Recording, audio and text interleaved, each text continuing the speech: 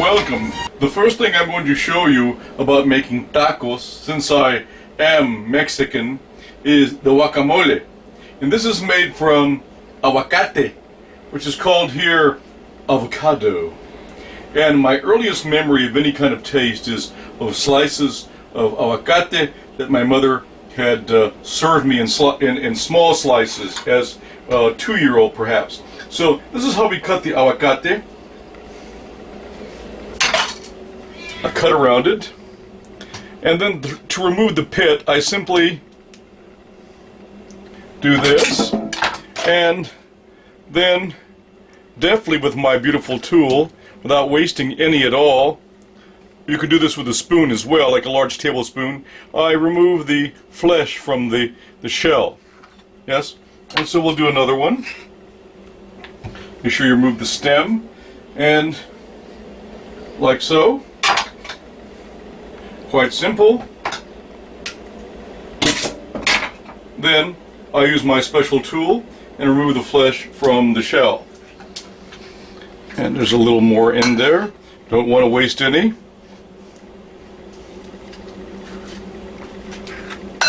Excellent. And the second thing I do is I take a potato masher, which I have a small one, and I squeeze it. I take some of the skin off here. There's a little bit of skin. We don't want the stem in there, yes. And then I mash it all together.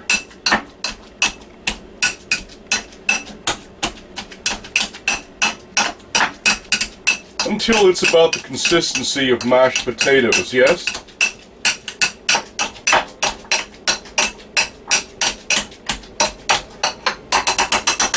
Beautiful.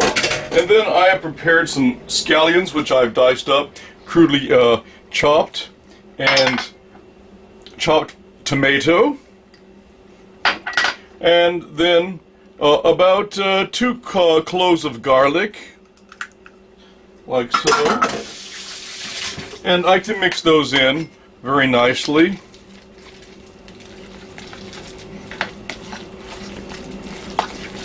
Yes. And then my special treatment is I can use either dried or fresh. Fresh is better, cilantro leaves. But in season, when I'm growing them outside in the pot, I have fresh cilantro. But here we have dried cilantro, and that's pretty good. And a little extra garlic powder wouldn't hurt. A dash of this chili pepper, not the hot chili powder, but just the regular mild chili powder. And then my favorite ingredient, the ground cumin, or cominos, as my mother would call it. Just a little bit like that. And then I'll take about half a lime and squeeze in the lime juice. That's pretty good. And then we mix all of this together. Right? And like a little bit of multicolored pepper.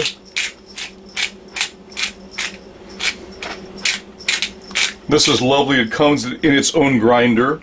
And perhaps, let me reach over, a little bit of salt. Not too much.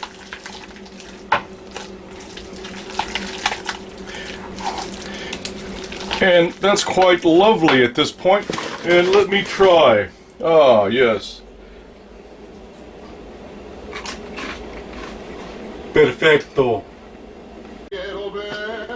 The first thing you need for some beautiful tacos are the tortillas. Now the tortillas you buy in the store are this kind of floppy thin things. When I would go to my grandma Chita, she would make her own. And so for that you need to have something like masarina, or this is minza.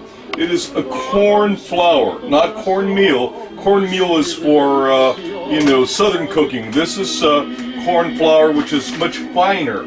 And I'll take 2 cups of that, as you see, 2 cups. And then I'll mix with 2 cups of warm water. And you can see, we'll mix this up. In the background, we're listening to my mother's favorite singer, Pedro Infante, who was a famous mariachi during the time of her youth. And so this will be the consistency, if you'll bring it over the camera, this will be the consistency of, I don't know, almost like mashed potatoes, as I said before. And then I'll use my fingers to mash it up, which works a little better than the spoon. So I take the dough and I roll it into a golf ball sized ball, and then I mash down on the wax paper, which I've sprayed with cooking spray, and 2 pieces of wax paper. You don't want to get this dirty iron on it, you know. And I press down gently, just enough to form the tortilla. And as you can see, I get this beautifully formed tortilla. Now, flipping it onto the griddle is a little tricky. I'll turn it. Ah, perfecto. And so what we do is, while that cooks, we keep making more of them, right? And then we set off the fire alarm.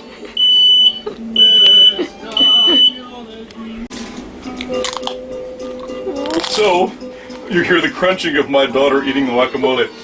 Having disabled the fire alarm, I continue with my quest of making tortillas. Yes? Ah, another one. So beautiful. And so I continue this. I'll flip it with my special tortilla flipper. And I cook the other side for about 2 minutes until they're like cakes. So these are a lot thicker than the normal tortilla you buy in the store. I'll show you this one that didn't come out quite right. You can see how they're very thick and moist and more like a cake. I love them. So now I have been browning some ground turkey meat, but you can use the meat of your choice, for about 15 minutes.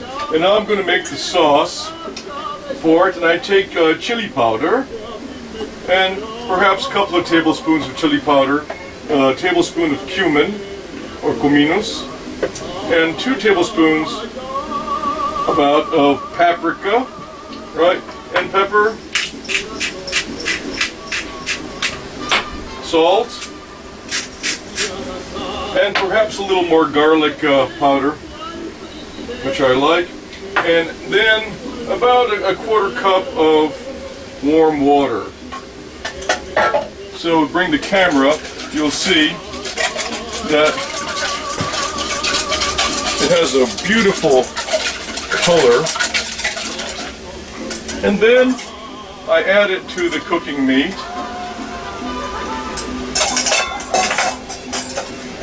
And I will mix it together until all the meat has a nice subtle red color from the paprika and chili powder.